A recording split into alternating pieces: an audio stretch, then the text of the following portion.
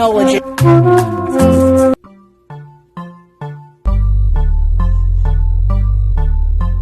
So, Donald Trump, the fascist he is, recently has pushed for Antifa to be considered a terrorist organization.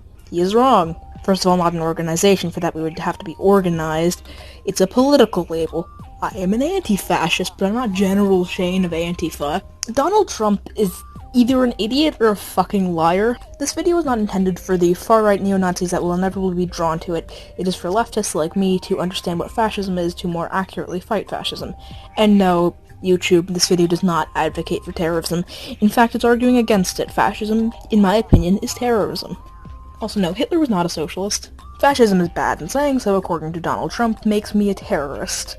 Fascism is commonly misunderstood, and people who use the term correctly are often marked as drama queens. Fascism has characteristics that most, if not all, fascist governments follow. It is also kind of ill-defined despite those characteristics, and if you fight against fascism, people will call you a terrorist. Part 1. Fascism. In 1995, Umberto Eco wrote an essay named Fascism in an attempt to explain what fascism is. In this essay, which I recommend you read, he lists 14 characteristics of fascism. To paraphrase them, 1.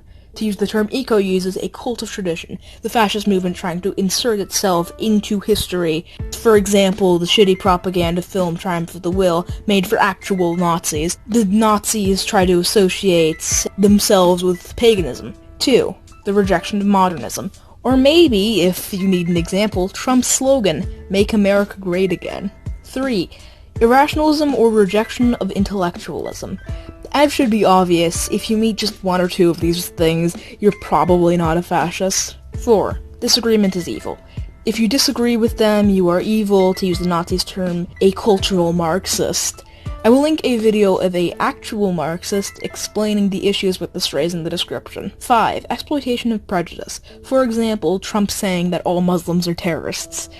I don't intend to use him as my example for so much of these, but he fits almost all of them. Here's an absurd idea. Maybe he's a fascist. 6. Using social frustrations as a weapon, i.e. far-right internet weirdos exploiting white people feeling uncomfortable around minorities to make them think it's all a conspiracy. This is being called both white genocide and the Great Replacement. 7. Using people who feel detached from social issues to make pundits arguing for the country. People wanting to protect their country from evil people who wish to destroy it by immigrating into their country is called nationalism. Nationalism is almost always fascistic. 8. The enemies are both strong and weak. To put it in psychological terms, cognitive dissonance, which is believing two contradictory ideas equally and not understanding that they contradict each other. 9.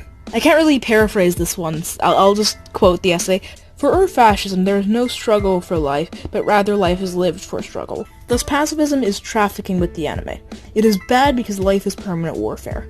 This, however, brings about an Armageddon complex. Since enemies have to be defeated, there must be a final battle, after which the movements will have to control the world. But such a final solution implies a further era of peace, a golden age, which contradicts the principle of permanent war. No fascist leader has ever succeeded in solving this predicament. 10. Elitism. The way I would put this, you're the best. Anyone different is evil. So, basically a government using a group of people's prejudice. 11. Glorification of death, or in death there is glory.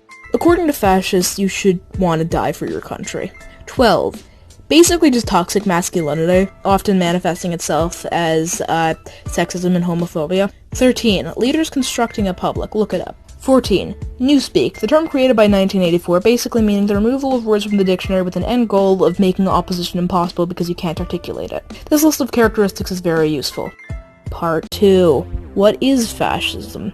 Fascism is by definition far-right. One of my few right-wing friends once tried to spin it so communism was fascistic. In this occurrence, he also denied that Hitler was right-wing. So my definition of fascism is this: a far-right populist autocracy which takes advantage of a lack of identity to spread hatred for groups, typically focusing on one in particular, exempli gratiae, I probably butchered that pronunciation, Hitler and Judaism.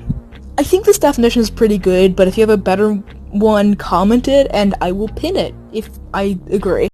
Part 3. Antifascism. Antifascism, typically shortened as Antifa, is simply anyone or anything fighting against fascism. I am an anti-fascist. I hope you are an anti-fascist, and for obvious reasons, it is not a terrorist organization. If you want a more in-depth explanation of anti-fascism, watch PhilosophyTube's video on the subject linked in the doobly-doo. Conclusion. Fascism isn't good, and fighting against it is called terrorism by fascists. Sadly, a lot of anti-fascists don't realize they are themselves Antifa when they say shit like Antifa are the real fascists, which is blatantly incorrect. Please read Umberto Eco's Fascism. It's not that long, and I mean, you just sat through a video essay. How much worse is a regular essay? Okay, fine. I might do an audiobook version of it on the Google Drive folder linked in the description. To steal a sentence from Folding Ideas About section, fascism is a loser ideology. Oh yeah, and fuck Donald Trump for exploiting a man's death to try to make disliking him illegal.